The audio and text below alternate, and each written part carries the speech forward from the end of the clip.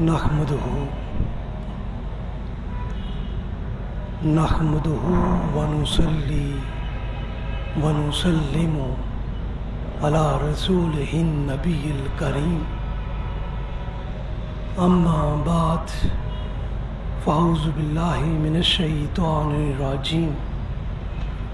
بسم الله الرحمن الرحيم لقد كان لكم في رسول الله أسوة حسنة صدق الله العلي العظيم وصدق رسوله النبي الكريم۔ معزز حاضرین و ناظرین گرامی قدر، عزیز طلباء و طالبات، اللہ رب العزت کی توفیق و احسان سے ہم اس کے حضور حاضر ہیں۔ آج ہمارا موضوع ہے ما اجمل کا تیری صورت، ما احسن کا تیری سیرت۔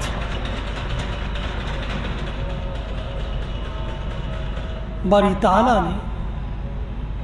قرآن حکیم میں رسول اللہ صلی اللہ علیہ وآلہ وسلم کی سیرت کی ضرورت و اہمیت کو بیان کرتے ہوئے اہل ایمان کو متوجہ کرتے ہوئے ارشاد فرمایا لقد کان لکم فی رسول اللہ اسوۃ حسنہ، بلا شبہ تمہارے لیے رسول اللہ صلی اللہ علیہ وآلہ وسلم کی ذات اقدس اپنے اندر ایک نمونہ کمال رکھتی ہے۔ حاضرین و ناظرین گرامی قدر، باری تعالیٰ نے رسول اللہ صلی اللہ علیہ وآلہ وسلم کی سیرت کو تاریخ انسانی میں وہ امتیاز و تفرد عطا کیا ہے کہ یہ ایک وجود اقدس سے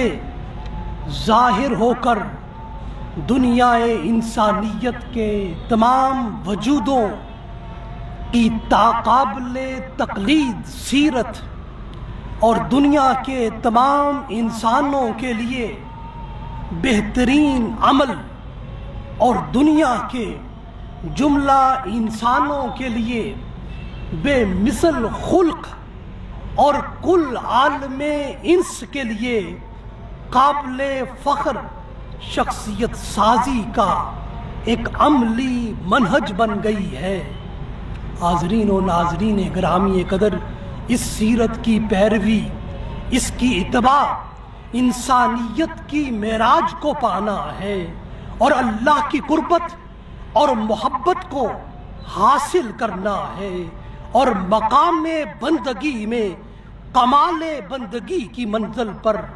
فائز ہونا ہے۔ اس لیے باری تعالیٰ نے اس سیرت کی پیروی اور اتباع کو بندے سے اپنی محبت اور اس کے لیے اپنی محبوبیت کا معیار قرار دیا ہے۔ اس لیے ارشاد فرمایا قل ان کنتم تحبون اللہ فاتبعونی یحببکم اللہ، فرمایا ہے حبیب صلی اللہ علیہ وآلہ وسلم آپ فرما دیجئے کہ ہے لوگو، اگر تم اللہ سے محبت کرتے ہو تو میرے فرما بردار بن جاؤ اور اللہ تم سے محبت کرے گا۔ حاضرین و ناظرین گرامی قدر، تمام الہامی مذاہب انسان کو یہ تصور دیتے ہیں اگر وہ خود کو اللہ کی محبت کا اہل بنانا چاہتا ہے تو اس کے لیے ضروری ہے کہ وہ اپنے نبی کی تعلیمات اور ان کے نصائح اور ان کے اعمال کو اپنا عمل بنائے۔ اسلام نے اپنے ماننے والوں کے سامنے اپنے نبی کی ساری عملی حیات کو ایک نمونہ عمل کے طور پر ان کے سامنے رکھ دیا ہے۔ تو اس اعتبار سے رسول اللہ صلی اللہ علیہ وآلہ وسلم کی سیرت کیا ہے؟ سیرت النبی تمام انسانوں اور تمام مسلمانوں کے سامنے ایک عملی مجسمے کا اظہار ہے، ایک عملی نمونے کا ظہور ہے، اور اسلام کی جملہ تعلیمات پر ایک عملی ماڈل کا اعلام ہے۔ اور اسلام کے اسی عملی ماڈل کو کہاں کہاں سے دیکھا جائے، کدھر کدھر سے سمجھا جائے، اس مقصد کے لیے ہر مسلمان اور ہر انسان کو اس کے زمانے میں لا ریب ذرائع عطا کر دیے گئے ہیں۔ ان میں سے ایک قرآن ہے، ایک حدیث و سنت رسول ہے۔ قرآن خدا کے احکام کا اظہار ہے، جبکہ سنت رسول قرآن کے ذریعے دیے گئے خدائی احکام پر رسول اللہ کے عمل کا اظہار ہے۔ حاضرین و ناظرین گرامی قدر، رسول اللہ صلی اللہ علیہ وآلہ وسلم نے اپنی سیرت اقدس کے ذریعے خدا کے سارے احکام کا عملی نمونہ اپنی ذات میں امت کو بن کر دکھایا ہے۔ اس لیے سنت اصلاً نبی اور رسول کا راستہ ہے، اور یہ وہ راستہ ہے جو نبی اور رسول نے اللہ کے احکام پر عمل کے لیے منتخب کیا ہے۔ گویا قرآن احکام الہیہ کی نظری اظہار ہے، اور سیرت رسول احکام الہیہ کا عملی اظہار ہے۔ حاضرین و ناظرین گرامی قدر، قرآن کے الفاظ قول الہی ہیں، سنت و حدیث رسول اور سیرت رسول ان پر قائم ہونے والا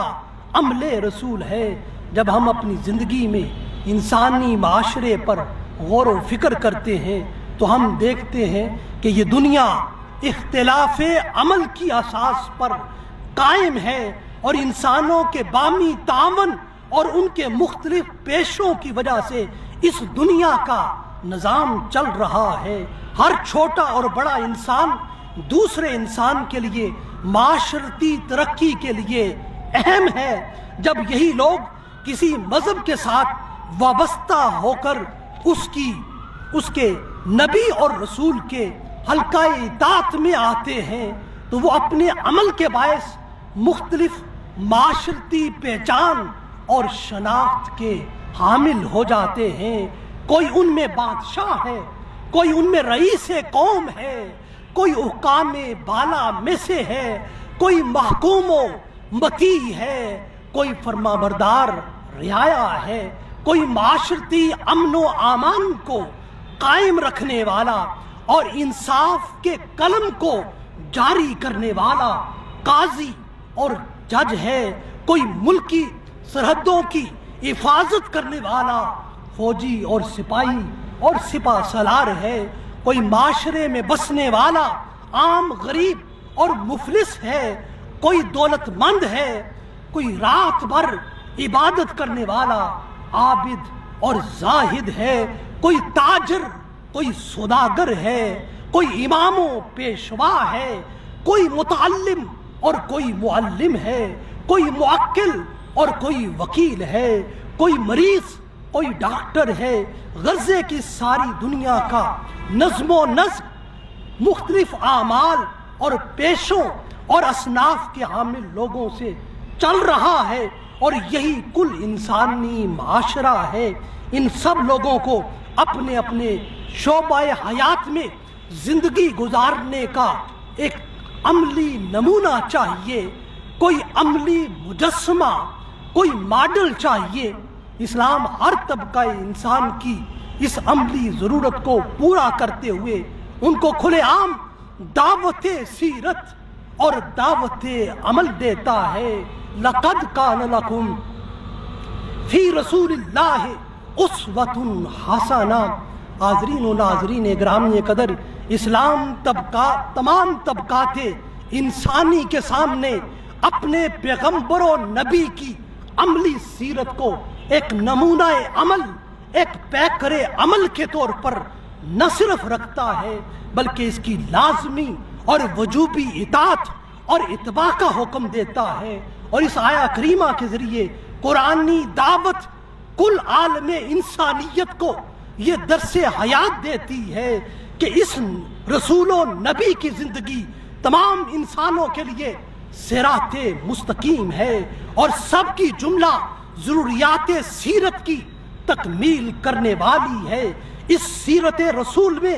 سب انسانوں کے لیے نصیحت پذیری ہے اور سب کے عمل کے لیے اس میں ہدایت اور اس میں فلاح ہے، اور اس بات میں بھی کوئی شک نہیں کہ معاشرے کے ہر فرد کی سیرت دوسرے فرد کی سیرت کے لیے ایک نمونہ عمل ہرگز نہیں بن سکتی۔ کبھی ایک محکوم کی زندگی اور سیرت ایک حاکم کے لیے آئیڈیل نہیں ہو سکتی، اور نہ ہی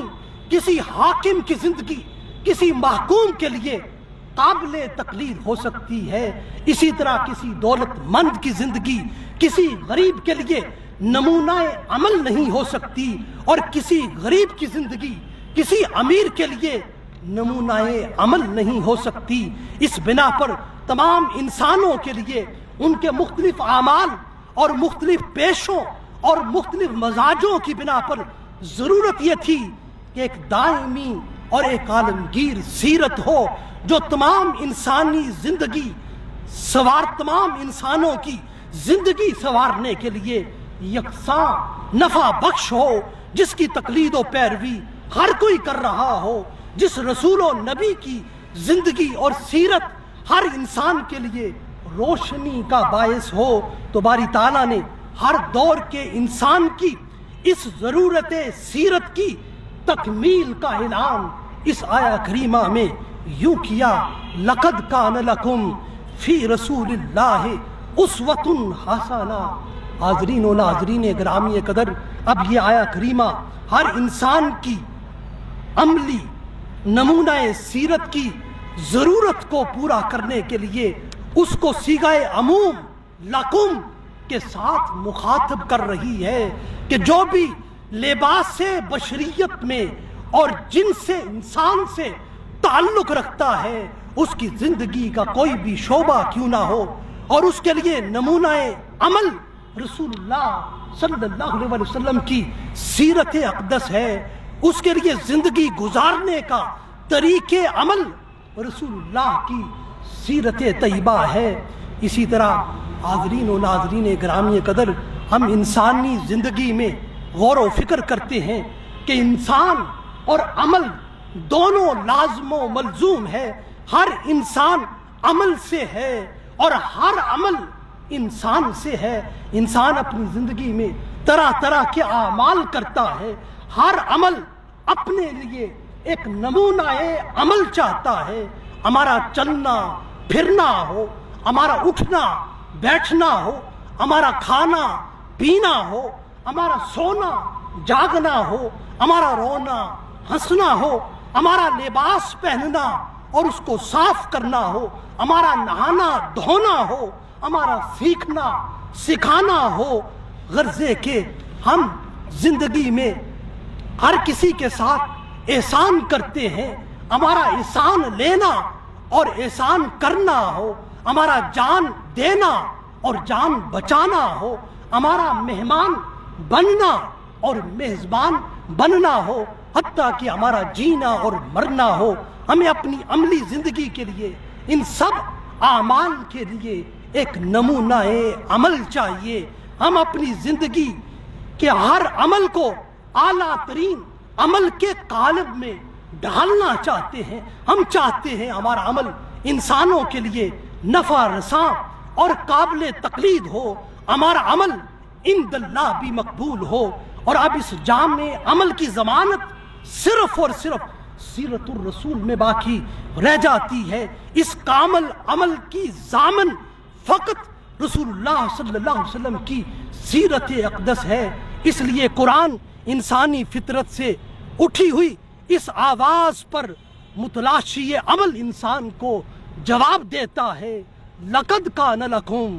فِي رَسُولِ اللَّهِ أُسْوَةٌ حَسَنَةٌ۔ حاضرین و ناظرین گرامی قدر، اسی طرح ہم انسانی زندگی میں غور و فکر کرتے ہیں، ہر انسان اپنی زندگی میں ظاہر اعمال کے علاوہ کچھ باطنی اعمال رکھتا ہے۔ ان باطنی اعمال کا تعلق ہمارے دل و دماغ کے ساتھ ہے، جن کی تعمیر ہم اعمال قلب یا جذبات و احساسات انسانی سے کرتے ہیں۔ ہم اپنی زندگی میں ہر آن ایک نئے قلبی عمل اور کسی انسانی جذبے اور کسی انسانی احساس سے متاثر ہو رہے ہوتے ہیں۔ ہم اپنی زندگی میں کبھی خوش ہو رہے ہوتے ہیں، کبھی غم زدہ ہو رہے ہوتے ہیں، کبھی راضی ہو رہے ہوتے ہیں، کبھی ہم ناراض ہو رہے ہوتے ہیں، کبھی ہم مصائب سے دو چار ہو رہے ہوتے ہیں، کبھی ہم نعمتوں سے مالا مال ہو رہے ہوتے ہیں، کبھی ہم ناکام ہو رہے ہوتے ہیں، کبھی کامیاب ہو رہے ہوتے ہیں، کبھی ہم بیمار ہو رہے ہوتے ہیں، کبھی ہم صحت مند ہو رہے ہوتے ہیں، کبھی ہم تنگ دستی کی حالت میں ہوتے ہیں، کبھی ہم خوشحالی کی کیفیت سے دو چار ہوتے ہیں، کبھی ہم کمزور ہوتے ہیں اور کبھی ہم طاقتور ہوتے ہیں۔ غرض ہے کہ ان سب حالتوں میں ہمارے جذبات اور ہمارے احساسات اور ہمارے رویے مختلف ہو رہے ہوتے ہیں۔ ہمارے اندر سے پیدا ہونے والے اخلاق فاضلہ کا انحصار ہمارے اندر کے جذبات و احساسات پر ہوتا ہے۔ انسان کی انسانیت کا مقصود انہی احساسات اور جذبات میں اعتدال و توازن کو قائم رکھنا ہوتا ہے۔ اب ہر انسان کی شدید ضرورت ہے کہ وہ اپنے احساسات اور جذبات میں اعتدال و توازن کو کیسے پیدا کرے۔ اس کو اس مقصد کے اصول کے لیے ایک عملی سیرت، ایک نمونہ عمل چاہیے، جس کے ذریعے ہماری اندرونی سرکش اور بے قابو قوتیں کنٹرول میں رہیں، اور جس سیرت کی پیروی سے ہمارے نفس کی غیر معتدل قوتوں کو لگام رہے، اور دنیا سیرت میں ایک ذات، ایک شخصیت ان اندرونی قوتوں اور طاقتوں کو بڑی کامیابی کے ساتھ کنٹرول کرنے میں کامیاب رہی ہے۔ اس ذات و شخصیت کی سیرت کو باری تعالیٰ نے لقد کان لکم فی رسول اللہ اسوۃ حسنہ کے ذریعے بیان کیا ہے۔ ہر انسان کو اس سیرت کی پیروی کا حکم دیا ہے، اور اس سیرت کو اپنے لیے قابل تقلید سیرت بنانے کا ہمارے لیے امر نافذ کیا ہے کہ ہم اپنے انسانی جذبات و احساسات ہی سے اعمال قلب و ذہن اور وجود سے جو چیزیں ظاہر ہوتی ہیں ہم ان کو اظہار میں لا رہے ہوتے ہیں۔ کبھی عزم و استقلال، کبھی شجاعت و صبر، کبھی شکر و توکل، کبھی رضا بالتقدیر، کبھی تحمل بر مصائب، کبھی قربانی و اثار، کبھی قناعت و استغنا، کبھی جود و سخا، کبھی تواضع و انکساری، کبھی خوشی و غمی کی صورت میں یہ چیزیں مسلسل انسان سے احساسات اور جذبات کی صورت میں ظاہر ہو رہی ہوتی ہیں، اور یہ سب کے سب چیزیں تقاضا کرتی ہیں کہ ہمیں ان سب اخلاق کے ظہور کے وقت کسی عملی سیرت کی انتہائی شدید حاجت اور ضرورت ہے، کسی عملی ہدایت اور مثال کی ضرورت ہے، تاکہ ان اخلاق کے فاضلہ کو بہت زیادہ تقویت دی جا سکے، بہت زیادہ فروغ دیا جا سکے، اور سیرت کے اس عملی نمونے کی تلاش میں ہم کل عالم انسانیت میں صرف اور صرف ایک ہی سیرت ہمیں نظر آتی ہے جو تمام انسانی ضروریات کو ہر زمانے میں پورا کرتی ہے، سب سیرتوں کی کفالت کرتی ہے، وہ سیرت محمدی صلی اللہ علیہ وآلہ وسلم ہے۔ حاضرین و ناظرین گرامی قدر، تاریخ انسانی میں سے ایک ایسی انسانی اور شخصی زندگی ہے جو ہر طائفہ انسانی اور ہر حالت انسانی کے مختلف مظاہر کی تکمیل کرتی ہے، جو ہر انسان کے صحیح جذبات اور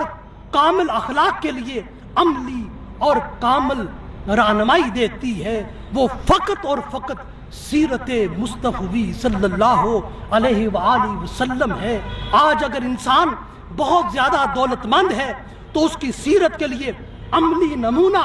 مکہ کا تاجر عرب ہے۔ اگر کوئی غریب و نادار ہے تو اس کے لیے عملی نمونہ سیرت شہب ابی طالب کا اسیر و قیدی ہے۔ اگر کوئی بادشاہ و سلطان ہے تو اس کے لیے سیرت کا عملی پیکر سلطان عرب ہے۔ اگر کوئی رعایا کی صورت میں زندگی بسر کر رہا ہے تو اس کے لیے پیکر سیرت قریش کا محکوم ہے۔ اگر کوئی دنیا حرب کا اور دشمنوں کے مقابل ہر جگہ کا ہر میدان کا فاتح ہے تو اس کے لیے فاتح بدر و حنین کی سیرت ہے، اس کو دیکھے۔ اگر کوئی استاد و معلم ہے تو اس کے لیے صفا کی بین الاقوامی درسگاہ اور بین الاقوامی جامعہ کے معلم کی معلم انسانیت کی سیرت ہے۔ اگر کوئی واعظ اور ناصح ہے تو وہ اس دنیا کے سب سے بڑے واعظ اور ناصح کی سیرت کو پڑھے۔ اگر کسی نے انسانوں سے انسانیت کی بنا پر حسن سلوک سیکھنا ہو تو فاتح مکہ کی سیرت کو جانے، جس نے اپنے دشمنوں سے بھی تاریخ ساز حسن سلوک کیا ہے اور ان کی جان و خون کو معاف کیا ہے۔ اگر کوئی یتیم و بے سہارا ہو تو وہ عبداللہ و آمنہ کے در یتیم کی سیرت کو پڑھے۔ اگر کوئی جوان و شباب ہو تو وہ نوجوانی کے کردار کی پاکیزگی اور طہارت کو مکہ کے بے مثل نوجوان کی سیرت سے جانے۔ اگر کوئی تجارت پیشہ ہے اور نامور اور مشہور تاجر ہے تو وہ اپنی سیرت کی تکمیل کے لیے بصرہ کے کارواں کے تاجر اعظم کی سیرت کو پڑھے۔ اگر کوئی عدالتوں میں قاضی اور جج بنایا گیا ہے تو وہ مکہ اور مدینہ کی عدالت کے قاضی اور جسٹس کی سیرت کو جانے۔ اور جہاں حاضرین گرامی قدر اسی طرح جہاں فیصلہ خون و دوستی کے تعلق پر نہیں بلکہ انصاف و عدل کے میزان پر ہوتا ہے، یہ عدالت محمدی کی خصوصیت ہے جس کی نظر عدالت میں شاہ و گدا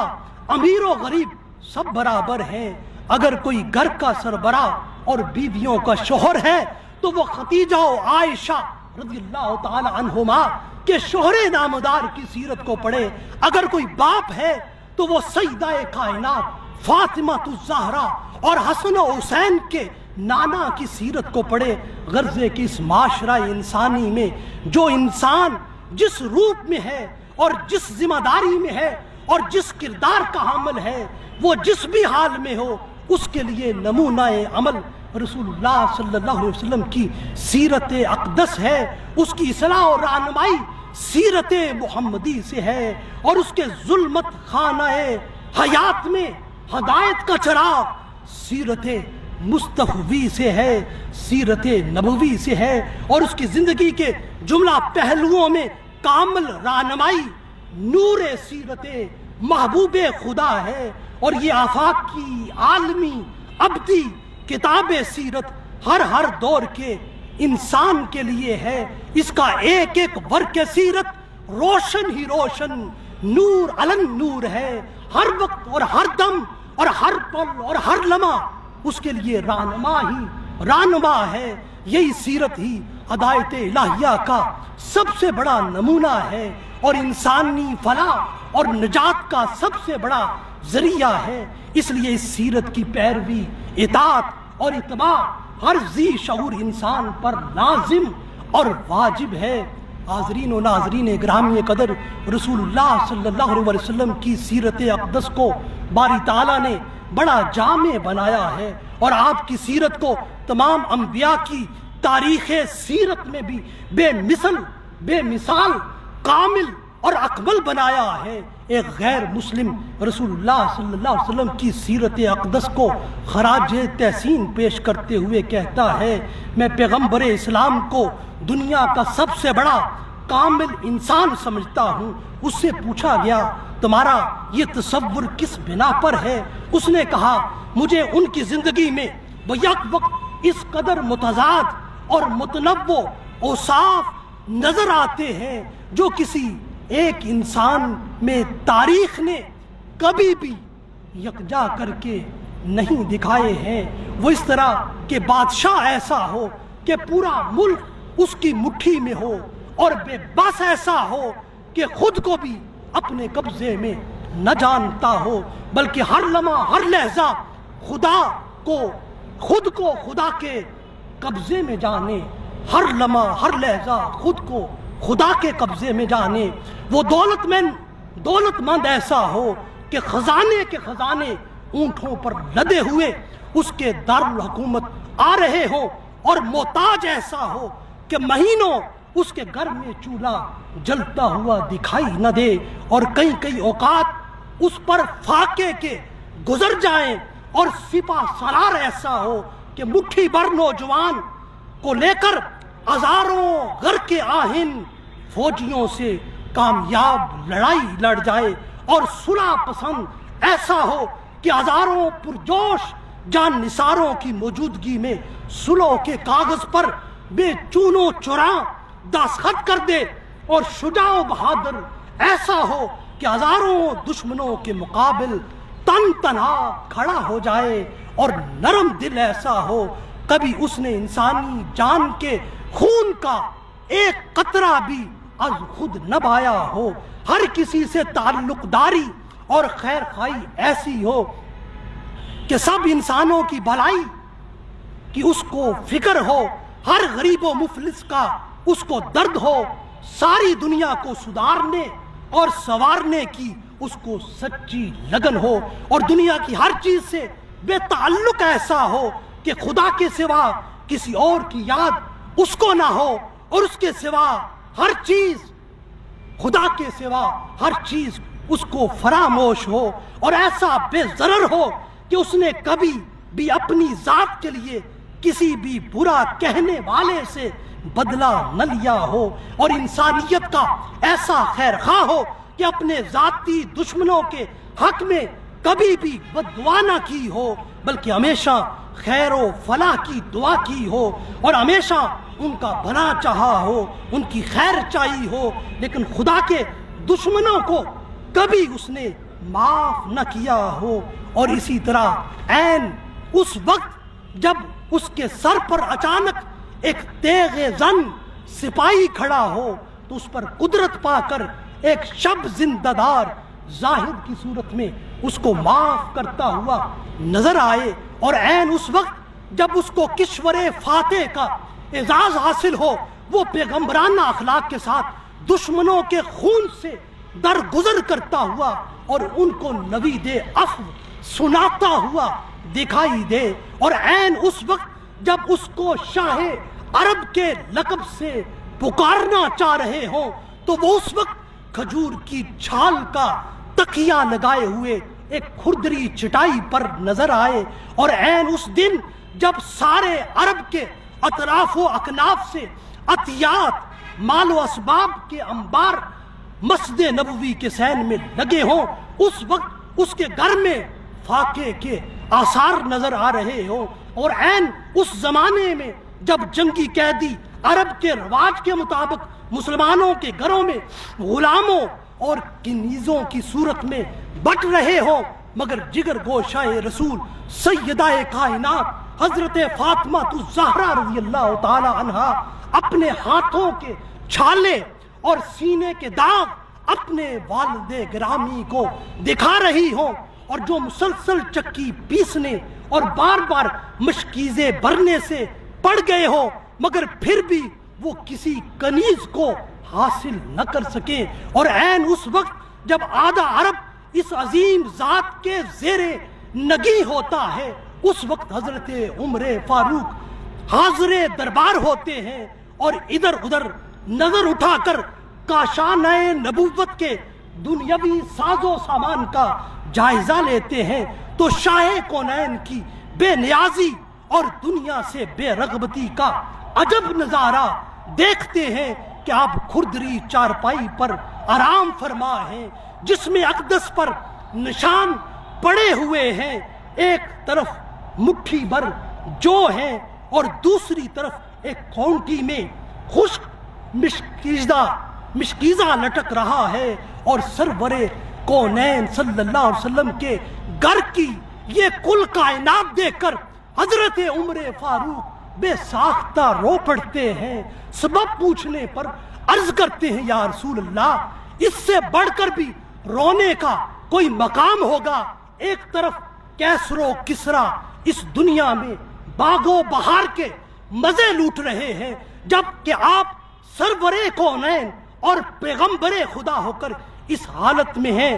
ارشاد ہوتا ہے، عمر کیا تم اس پر راضی نہیں ہو کہ کیسر و کسرا دنیا کے مزے لوٹیں اور ہم آخرت کی سعادت و عظمت پائیں؟ حاضرین و ناظرین گرامی قدر، فتح مکہ کا وقت ہے۔ رسول اللہ صلی اللہ علیہ وسلم کا سب سے بڑا حریف حضرت عباس بن مطلب کے ساتھ کھڑا ہے اور اسلامی لشکر کا جاہو جلال دیکھ رہا ہے۔ رنگ رنگ کے جھنڈوں اور بیرکوں میں اسلام کا ایک سمندر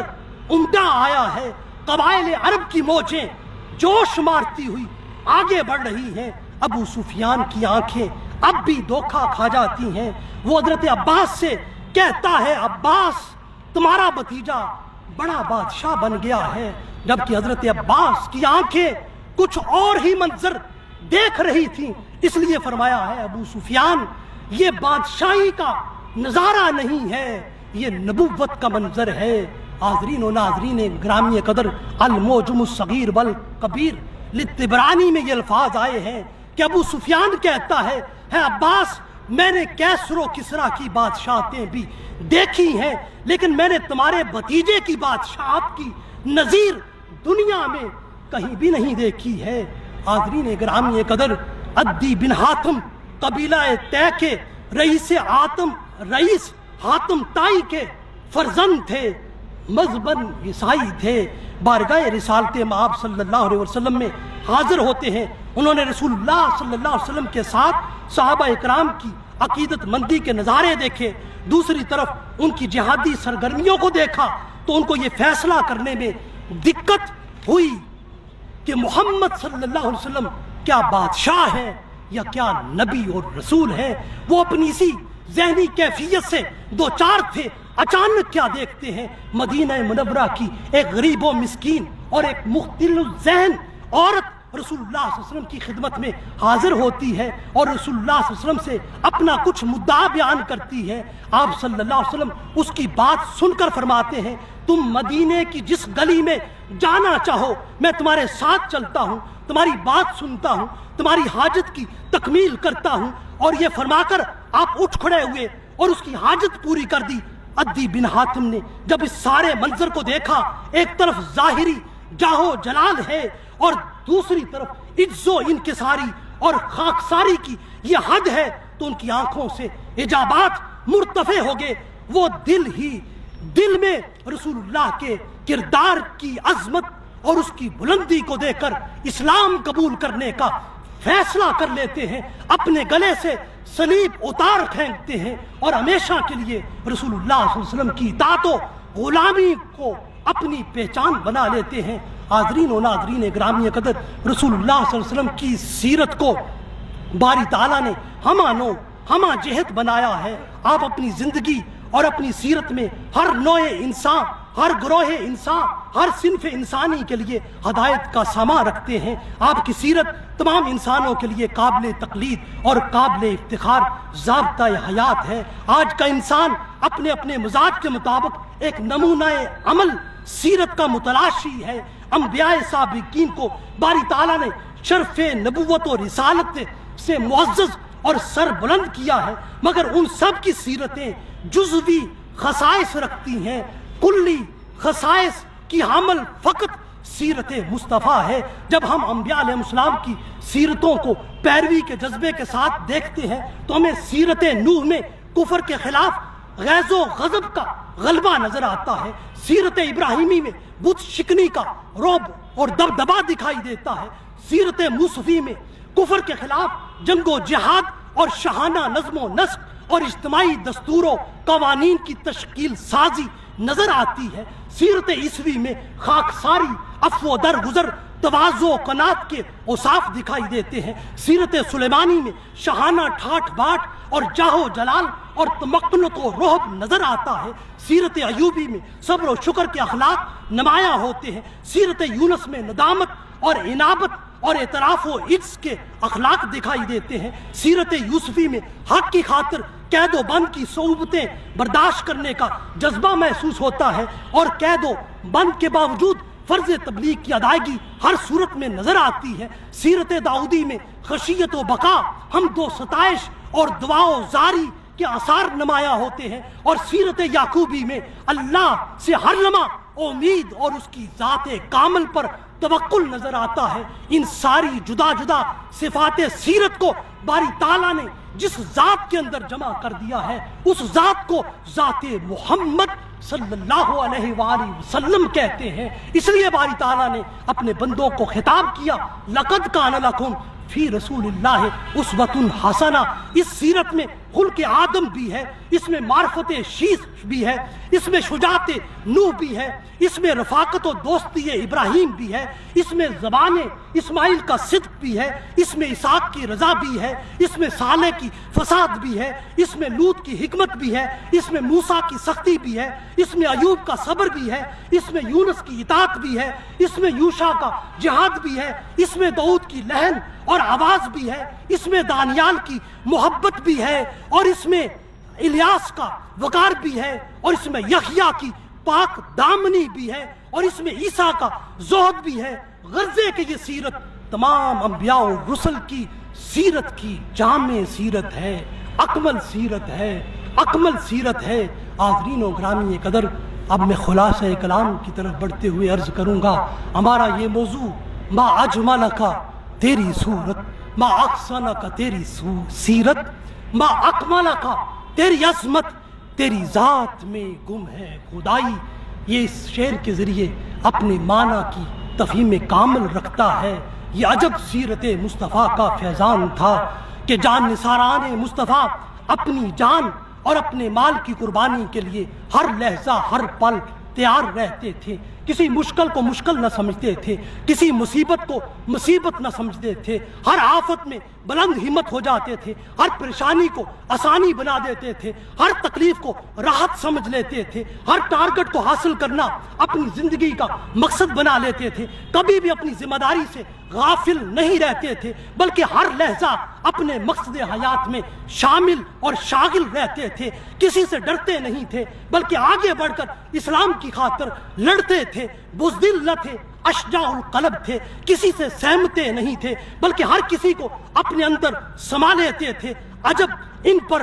رفت اسلام اور محبت رسول کا نشہ چڑھ چکا تھا۔ ان کی نہ رات اپنی تھی نہ ان کا دن اپنا تھا، سب کچھ ان کا رسول خدا کا تھا، اور سب کچھ اسی نسبت مصطفیٰ سے ان کے وجودوں میں تھا۔ بس انہوں نے حکم قرآنی اور تعلیمات نبوی کو اپنا اوڑھنا بچھونا بنایا ہوا تھا۔ قرآنی فکر فاتبعونی کو انہوں نے اپنی پہچان اور شناخت بنا لیا تھا۔ وہ ہر جگہ رسول اللہ کے نام اور آپ کے عمل سے پہچانے جاتے تھے، ان کے قول سے بھی لوگ گمان کرتے تھے۔ ایسا قول انہوں نے رسول اللہ صلی اللہ علیہ وسلم سے سنا ہوگا، ان کے عمل کو دیکھ کر بھی لوگ محسوس کرتے تھے انہوں نے ایسا عمل رسول اللہ سے سیکھا ہوگا۔ وہ اپنے قول اور عمل کو مطابقت نبی اور موافقت رسول میں ڈالے ہوئے تھے، یہی ان پر ہر لمحہ فاتبعونی کا رنگ چڑھا ہوا تھا۔ یہ ایسا رنگ تھا، یہ ایسا پاک نشہ تھا جو اترتا نہ تھا، یہ رنگ جاوید تھا، یہ نشہ دائمی تھا۔ وگرنہ رسول اللہ صلی اللہ علیہ وسلم کی بعثت سے قبل دنیا میں ان کی قوم، ان کا وطن اور ان لوگوں کا اپنا تعارف کیا تھا؟ یہ وحشی تھے، یہ بت پرست تھے، یہ بات بات پر لڑتے تھے، یہ اپنی بیٹیوں کو زندہ درگور کرتے تھے، ہر ظلم ان کی پہچان تھی، ہر برائی ان کی نشانی تھی، ہر ستم گری ان کی بہادری تھی، انسانی قدر کی پامالی ان کی سرداری تھی۔ یہ جاہل تھے بلکہ جاہلوں کے سردار تھے۔ انہی حالات میں بعثت مصطفیٰ کا سورج طلوع ہوا، دنیا انسانیت کا سب سے بڑا اور سب سے زیادہ مؤثر اور سب سے زیادہ نتیجہ خیز انسانی رفت اور انسانی عظمت کا ایک انقلاب عظیم بپا ہو گیا۔ حاضرین و ناظرین گرامی قدر، رسول اللہ صلی اللہ علیہ وسلم کی صحبت اور تعلیمات نے ان کو عاقل، روشن دل، روشن دماغ، مقنن بنا دیا، ان کو سپہ سالار اور بہادر بنا دیا، ان کو راتوں کو اٹھ کر اللہ کی بارگاہ میں تہجد گزار بنا دیا۔ یہ سب کچھ ایک ذات اور ایک شخصیت کے فیضان کا ظہور تھا، جس ذات و شخصیت کو ہم محمد رسول اللہ صلی اللہ علیہ وآلہ وسلم کہتے ہیں۔ اسی معلم انسانیت ذات سے ہر ذوق کے طالب علم مستفید ہوئے۔ آپ کی مجلس طلباء میں سے کوئی مقنن بنا، کوئی قاضی بنا، کوئی حاکم بنا، کوئی عالم بنا، کوئی والی بنا۔ باری تعالیٰ نے ہر ایک انسان کو آپ کی ذات سے فیض عطا کیا۔ اس معلم انسانیت ذات میں سارے انسانی کمالات کو باری تعالیٰ نے جمع کر دیا تھا، تمام صفات حسنہ کو آپ کی شخصیت میں اکٹھا کر دیا تھا۔ سب رنگ آپ کی جامع شخصیت کے رنگ ہیں، سب جلوہ آرائیاں آپ کی ذات اقدس کی کرشمہ سازیاں ہیں۔ یہی صفات محمدی کی خوبیاں تھیں جو کبھی صدیق و فاروق میں چمکتی تھیں، کبھی عثمان و علی میں نمایاں ہوتی تھی، کبھی خالد و ابو عبیدہ میں جلوہ گر ہوتی تھی، کبھی سعد و جعفر و طیار میں مچلتی تھی، کبھی عبداللہ بن عمر، ابو ذر، سلیمان فارسی، ابو دردہ کے محراب جبی میں نظر آتی تھی، کبھی عبداللہ ابن عباس، ابی بن کعب، زید بن ثابت، عبداللہ بن مسعود کی صورت میں علم و فن اور عقل و حکمت کے دبستان بن جاتی تھی، کبھی بلال و صہیب رومی، ہمارو خبیب کے امتحان گاہوں میں تسلی روح اور تسکین کا پیام بنتی تھی۔ رسول اللہ کا وجود ان ساری نعمتوں کے بعد میں ایک آفتاب عالم کا تھا، جس سے اونچے اونچے پہاڑ بھی مستفید ہوتے ہیں، ریتلے میدان بھی مستنیر ہوتے ہیں، اور نہریں بھی اسی سے رواں ہوتی ہیں، سرسبز کھیت بھی اسی سے ہرے بھرے ہوتے ہیں۔ ہر کوئی اپنی اپنی صلاحیت کے مطابق تابش اور نور اسی ذات سے حاصل کرتا تھا۔ یا ایسے محسوس ہوتا ہے کہ رسول اللہ صلی اللہ علیہ وسلم کا وجود اقدس ان اہل عرب کے لیے ایک ابر بھاراں تھا، جو پہاڑوں اور جنگلوں پہ برسا، میدانوں اور کھیتوں میں بھی برسا، ریگستانوں گلستانوں میں بھی برسا، وہ زمین کے چپے چپے پر برسا۔ ہر ٹکڑائے زمین نے اپنی اپنی استعداد کے مطابق اس سے سیرابی پائی، پھر ہر قسم زمین رنگ برنگے پھول اگائے اور انواع و اقسام کے پھل ہر درخت نے اپنے اوپر سجائے۔ دنیا آج تک ان سب چیزوں سے مستفید ہو رہی ہے۔ غرضے کے فیضان رسالت مآب کو جس چیز کے ساتھ بھی تشبیہ دی جائے وہ اپنے کمال پر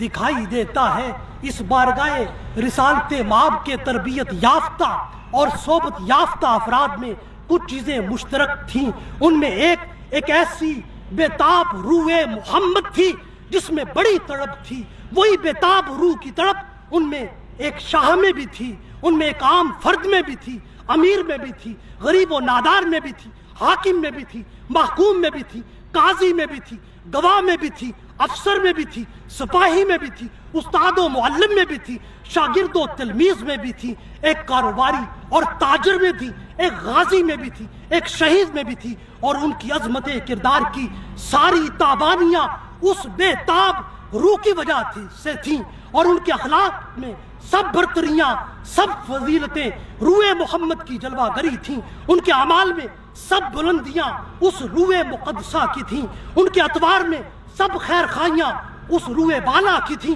ان کی روح کبھی ان کے لیے قوت و طاقت بن کر بجلی بنتی تھی، کبھی ان کی روح میں ایک کوند سی آتی تھی اور ان کے اندر ایک قوت اور ان کو مضطرب کر دیتی تھی۔ ان کی روح کبھی توحید کا نور بن کر ان کے ماتھے میں چمکتی تھی، کبھی توحید کے نور کی صورت میں ان کے اعمال و کردار میں ظاہر ہوتی تھی، کبھی وہ روح محمد نور توحید کے ذریعے غیروں کو اپنا بناتی تھی، کبھی اپنوں کو سنوارتی تھی۔ ان کی روح کا سب سے بڑا امتیاز اخلاص تھا۔ کبھی وہ قول میں اخلاص لاتے، کبھی وہ اپنے عمل میں اخلاص کا مظاہرہ کرتے۔ اخلاص ہی اخلاص ان کی پہچان اور ان کی شناخت تھی۔ ان کی روح محمد کا ایک منفرد اعزاز یہ تھا کہ ان کی روح نے ہر چھوٹے سے بڑے فرد مسلم کو قربانی اور اثار کا پیکر بنا دیا تھا۔ یہ اس روح کی کرشمہ سازیاں تھیں جو ان میں ہر کسی کو بے تاب رکھتی تھی۔